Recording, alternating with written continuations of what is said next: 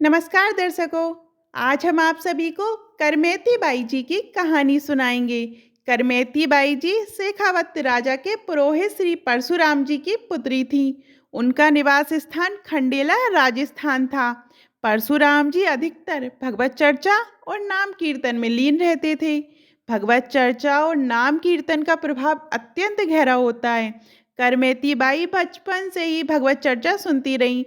महाभागवत के घर में जन्म लेने और नियमित भगवत चर्चा सुनने से उनके हृदय में प्रभु श्याम सुंदर के प्रति गहन अनुराग उत्पन्न हुआ। बाल्यावस्था से ही उनके मन में ये बात बैठ गई थी कि श्याम सुंदर ही उनके जीवन साथी हैं और सब कुछ माया मात्र है। पुराने समय में बच्चों की पवित्रता बनाए रखने के लिए यौवन अवस्था आने के पहले ही विवाह कर दिया जाता था और पुत्री यौवन अवस्था आने तक अपने माता पिता के पास ही रहती थी। फिर गोना होने के बाद पति पत्नी एक साथ रहते थे। ऐसा ही करमेती बाई के साथ भी हुआ। उनका विवाह हो गया था और किशोरावस्था की और कदम बढ़ते ही उनका गोना तय हुआ। उनके ससुराल के लोग उत्साह से उन्हें अपने साथ ले जाने के लिए आए। परशुराम जी ने बेटी के गोने के लिए सुंदर वस्त्र और आभूषण तैयार करवाए। लेकिन जब करमेती बाई को ये पता चला कि उन्हें ससुराल जाना है तो उनके मन में भारी चिंता उत्पन्न हो गई। उन्होंने सोचा कि ससुराल में भगवत चर्चा और भक्ति नहीं होगी। वहाँ शायद राम कृष्ण हरि का नाम भी नहीं लिया जाता होगा। उनके मन में गहरी पीड़ा थी कि बचपन से लेकर अब तक जो भगवत चर्चा उनकी जीवन रेखा थी वह ससुराल में संभव नहीं होगी। उन्होंने निर्णय लिया कि यदि भक्ति और भजन नहीं हो सकते तो ऐसा जीवन व्यर्थ है। उनके मन में ये विचार गहराई तक समा गया कि संसार का कोई सुख स्थायी नहीं है। पति का रूप, यौवन और धन सभी समय के साथ समाप्त हो जाएंगे। करमेती बाई ने निश्चय किया कि उनका जीवन केवल श्री कृष्ण को समर्पित होगा। उन्होंने ये भी महसूस किया कि जन्म मरण सुख दुख संपत्ति विपत्ति सब माया का प्रपंच है। इस सत्य को जानकर उन्होंने मन और बुद्धि को प्रभु में समर्पित कर दिया। करमेती बाई ने निश्चय किया कि ये हड्डी और चमड़े से बना शरीर केवल तब तक सार्थक है जब तक ये प्रभु के चिंतन और सेवा में लगा रहे। बचपन से प्रभु की चर्चा सुनने के कारण उनका जीवन एक उच्च स्थिति में पहुंच गया था। वे इस निष्कर्ष पर पहुंचे कि उनका वास्तविक जीवन श्री कृष्ण और उनकी राजधानी वृंदावनी है। करमेती जी ने एक रात देखा कि सभी सो गए हैं। उन्होंने आधी रात के समय माता पिता को मन से प्रणाम किया, श्री कृष्ण का स्मरण किया और आंसू बहाते हुए घर से निकल पड़ी। ये है सच्ची बहादुरी। वह संसार के सुखों को छोड़कर निश्चय पूर्वक प्रभु के शरण में चल पड़ी। पति के साथ मिलन का समय था। नवविवाहिता होने के कारण सांसारिक सुखों की भरमार थी, लेकिन उन्होंने दृढ़ निश्चय किया, अब से प्रभु के सिवा मेरा कोई नहीं है। वह प्रभु के स्मरण और प्रेम में डूबकर वृंदावन की ओर चल पड़ी। उन्हें वृंदावन का पता तक नहीं था, फिर भी नंद नंदन के प्रति विश्वास ने उनके कदम आगे बढ़ा दिए। जब कोई भगवत शरण लेकर संसार के सभी संबंधों को तिलांजलि देता है तो भगवान उसे गोद में ले लेते हैं। ये स्थिति किसी साधना से नहीं आती, ये केवल भगवान के भरोसे से आती है। जैसे ही उन्होंने ये कदम उठाया तो श्याम सुंदर उनके मानस पटल पर छा गए। ऐसा नहीं हो सकता कि कोई उनके लिए कदम बढ़ाए और प्रभु उनका साथ ना दें। जैसे ही उनके कदम आगे बढ़े, वृंदावन बिहारी ने अपनी रूप माधुरी से उनके मन को आकर्षित कर लिया। प्रभु की शोभा अनोखी है। मोर मुकुट से सजी हुई अद्भुत छवि, घुंघराली अलकों की झलक, चंदन तिलक से सुशोभित ललाट और कमल की तरह सुंदर नेत्र। ऐसा लगता है जैसे वे यही कह रहे हों, तुम्हारे लिए मैं प्रतीक्षा कर रहा था, आओ मेरे पास कदम बढ़ाओ, मैं तुम्हारे स्वागत के लिए तैयार हूँ। उनके मन में अलग अलग तरंगे उठ रही थी। वो सोच रही थी कि वृंदावन जाऊंगी, मुझे प्रभु मिलेंगे। जब प्रभु मिलेंगे तो दौड़ के उन्हें गले से लगा लूंगी। जब प्रभु मुझे गले लगाएंगे तो मैं उनके चरणों में लौट जाऊंगी। प्रातःकाल करमेती जी का जो नियम था, जैसे ही उठती तो प्रभु के मधुर नामों का उच्चारण करती। लेकिन आज का दिन कुछ अलग था। उनके कमरे में उनके परिवार के जनों को कोई आवाज़ नहीं आई। जैसे कुछ लोगों को अलार्म की घंटी से नेत्र खुलते हैं, वैसे ही उनकी माँ के नेत्र करमती बाई के नाम से कीर्तन से खुलते थे। आज नाम कीर्तन नहीं हुआ। माँ ने सोचा कि रिश्तेदार आए हैं, शायद करमेती जी देर से सोई होंगी। वह कमरे में गई लेकिन वहाँ करमेती जी नहीं थी। अब तो हलचल मच गई। पूरे घर में खोज शुरू हुई लेकिन करमेती बाई कहीं नहीं मिली। माता पिता को बड़ा दुख हुआ। सबसे बड़ा दुख ये था कि ससुराल वालों को क्या जवाब देंगे। लोग कहेंगे कि लड़की भाग गई। ये समाज में सबसे बड़ा अपमान माना जाता है। उन्होंने जहाँ तहाँ खोज शुरू की। नगर में दूध दौड़ाए गए। राज पुरोहित होने के कारण सूचना राजा तक पहुंची और राज सैनिकों को खोज में लगा दिया गया। करमेती बाई ने देखा कि राज सैनिक घोड़ों पर सवार होकर उनकी ओर आ रहे हैं। उन्हें समझ आ गए कि पिताजी ने खोज शुरू कर दी है। अब वह क्या करें, भागने का अवसर नहीं था। तभी उनकी नज़र ऊँट के एक कंकाल पर पड़ी। वह कंकाल गिद्धों और सियारों द्वारा खाया हुआ था, पूरी तरह सड़ चुका था और उससे भारी दुर्गंध आ रही थी। करमेती बाई उसी कंकाल के भीतर छुप गई।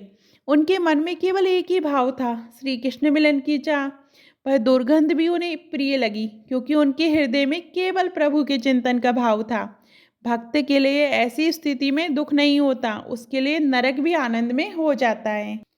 राज सैनिक चारों ओर खोज करते रहे लेकिन किसी के मन में ये विचार भी नहीं आया कि इस कंकाल में हो सकती है। 3 दिन और 3 रात तक वह उसी दुर्गंध भरी कंकाल में छुपी रही। ना कोई दुख, ना कोई घृणा, ना कोई शंका और ना ही प्रभु से कोई शिकायत थी। ये प्रेम का नियम है कि प्रेमी कभी अपने प्रीतम पर उंगली नहीं उठाता। वह सोचता है कि हम तो आपके नाम पर निकले हैं, मुझे यहाँ रुकना पड़ा, इसमें भी आपकी लीला है। चौथे दिन वह ऊँट के कंकाल से निकली। उसी समय वहाँ से तीर्थयात्रियों का एक दल निकला जो नाम कीर्तन कर रहा था। वह उनके पीछे पीछे चल पड़ी। वे सब गंगा स्नान के लिए जा रहे थे। गंगा की शोभा देखकर करमेती जी भी उनके साथ स्नान करने गई। स्नान के बाद उन्होंने विचार किया कि सोने का हार, अंगूठी, कंगन ये सब भगवत मार्ग के पथिक को शोभा नहीं देते। उन्होंने अपने कीमती आभूषण ब्राह्मणों और पुरोहितों को दान कर दिए। अब वे वृंदावन जाने का विचार करने लगी। गंगा स्नान के बाद वे पूछते पूछते वृंदावन धाम की यात्रा पर निकल पड़ी। वहाँ उन्होंने अपने कपड़े भी त्याग दिए। वृंदावन में उन्होंने बट वृक्ष के पत्तों से अपना शरीर ढक लिया और पूरे शरीर पर गीली मिट्टी का लेप कर लिया। ये गजब का वैराग्य था। वे दिन रात भजन में लीन हो गई। उस समय वृंदावन का वास अत्यंत कठिन था।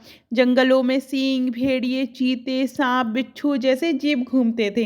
कोई आधुनिक सुविधाएं नहीं थी और केवल सच्चे भगवत प्रेमी ही वृंदावन में रह सकते थे।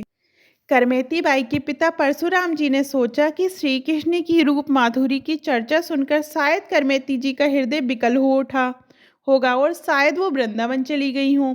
उन्होंने तय किया कि वे उन्हें ढूंढने वृंदावन जाएंगे। वृंदावन पहुंचकर उन्हें पता चला कि एक नव युवती जो अत्यंत वैराग्यपूर्ण जीवन जी रही थी वह तपस्या में लीन थी। उन्हें लगा कि वह उनकी बेटी ही हो सकती है। वे एक बट वृक्ष पर चढ़ गए और उन्होंने वहां से देखा कि ब्रह्मकुंड पर कोई गहन ध्यान में बैठा है। उनकी आंखें बंद थी और उनकी आंखों से आंसुओं की धारा प्रवाहित हो रही थी। भूमि भी उन आंसुओं से गीली हो चुकी थी। ये देख परशुराम जी का हृदय भर आया। उनसे रहा नहीं गए और वे चिल्लाकर रो पड़े। वे वृक्ष से नीचे उतर कर और थोड़ी देर बैठे रहे, ये सोचकर कि शायद उनकी आंखें खुल जाएं। और उन्होंने जब देखा कि करमेती जी बाई की आंखें नहीं खुल रहीं तो वे उनके चरणों में लिपट गए। करमेती बाई के पिता न केवल बड़े विद्वान थे बल्कि भक्त भी थे। इतने बड़े विद्वान होने के बावजूद पिता के मन में लोक लाज का इतना प्रभाव था कि उन्होंने करमेती जी के चरणों में गिरकर कहा, तुमने हमारी नाक कटवा दी। हम राजपुरोहित हैं। जो लोग हमारे सामने दंडवत करते थे अब वही हमारी निंदा कर रहे हैं। तुम मेरे साथ वापिस चलो ताकि हमारा लोक उपहास मिटे। अगर तुम्हारा ससुराल जाने का मन नहीं है तो मत जाओ, घर पर रहो, ठाकुर जी की सेवा करो। ये जंगल है, यहाँ सिंह बाघ तुम्हारे शरीर को नष्ट कर देंगे। मुझे तुम्हारी सुरक्षा की चिंता है। करमेती जी ने उत्तर दिया, पिताजी आपकी बात सत्य है। जिसका प्रभु से अपनापन नहीं है उसकी तो नाक पहले ही कट चुकी है। वह जीवित होकर भी मृतक के समान है। हरि भक्ति से रहित व्यक्ति का जीवन व्यर्थ है। अब संसार के लोकाचार से ऊपर उठ चुकी हूँ। जिस पर श्याम सुंदर का रंग चढ़ गया, उस पर कोई और रंग नहीं चढ़ सकता। आप भी प्रभु का यश गान करें, उनका नाम कीर्तन करें, इस लोक लाज को छोड़ दें। करमेती जी ने आगे कहा, आप विचार कीजिए, आपको 50 वर्ष हो गए भोगों को भोगते हुए। क्या आपको अब तक उनसे अरुचि हुई? क्या आपको उस घर से, उस सम्मान और प्रतिष्ठा से वैराग्य नहीं हुआ? बार बार भोगे हुए विषयों को भोगने की इच्छा और उनका उपभोग करना क्या किसी ज्ञानी का लक्षण है? मैंने तो सब भोगों को देखा है और भोगा नहीं। अब तो देखने की इच्छा भी नहीं रही। मैंने केवल श्याम सुंदर के दर्शन का संकल्प किया है। आप सभी कर्मों को छोड़कर प्रभु के आश्रित हो जाइए। तन मन और धन को ठाकुर जी की सेवा में समर्पित कर दीजिए। करमेती बाई के वचन सुनकर उनके पिता के मोह जनित अज्ञान का नाश हुआ, उनका भ्रम समाप्त हुआ। एक दिन यमुना स्नान के दौरान करमेती बाई को श्री कृष्ण की एक मूर्ति मिली थी, जिसे उन्होंने छिपा दिया था। वह मूर्ति उन्होंने अपने पिता को दी और उसे वापस ले जाकर घर में विराजमान करने को कहा। उन्होंने कहा, ये साक्षात श्री कृष्ण है, इनकी सेवा में तन्मय हो जाओ, निर्विकार बनो और अपने तन मन को प्रभु के चरणों में लगाकर केवल उनके चिंतन में समय व्यतीत करो। करमेती बाई के दर्शन और कृपा से उनके पिता का चित्त संसार से हटकर प्रभु के चरणों में लग गया। उन्होंने राज दरबार जाना और सांसारिक चर्चाएं करना छोड़ दिया। जब राजा ने उन्हें बुलाने का प्रयास किया तो उन्होंने स्पष्ट उत्तर दिया, अब हमें एक ऐसा दरबार मिल गया है जहाँ से सब कुछ संचालित होता है। हमें किसी अन्य दरबार में जाने की आवश्यकता नहीं है। राजा स्वयं चलकर उनके पास आए और जब उन्हें प्रभु की सेवा में मग्न देखा तो साष्टांग प्रणाम किया। राजा ने कहा, आपको कभी दरबार आने की आवश्यकता नहीं है। आपको धन और ज़रूरत की सब चीज़ें समय पर पहुंचा दी जाएंगी। करमेती बाई ने प्रभु श्री कृष्ण के चिंतन में तन्मय होकर वृंदावन में अपने शरीर का त्याग किया और उनकी नित्य सेवा में पहुंच गई। ऐसा भक्त सभी योगियों, ज्ञानियों, तपस्वियों और कांडियों में श्रेष्ठ होता है, जो केवल प्रभु से प्रेम करते, केवल प्रभु के लिए जीता और केवल प्रभु का भरोसा करता है। यह अन्यता शब्द का महत्व है। भरोसा केवल प्रभु का होना चाहिए और किसी का नहीं। हमने बहुत से जन्म अपनी मनमानी में व्यतीत कर दिए। अब जितना समय बचा है उसे प्रभु को ईमानदारी से दे दो। हमने आज तक सुखी होने के लिए अलग अलग खेल खेले। कभी परिवार में आसक्त होकर हमने पूरा जीवन बर्बाद कर दिया, तो कभी धन में, कभी किसी नशे में और कभी गंदे आचरणों में। हमारे कई जन्म ऐसे ही चले गए। एक जन्म ये खेल भी खेल के देख लो। जितना जीवन बचा है उसे केवल प्रभु के अनन्य और आश्रित होकर उन्हें समर्पित कर दो, निहाल हो जाओ।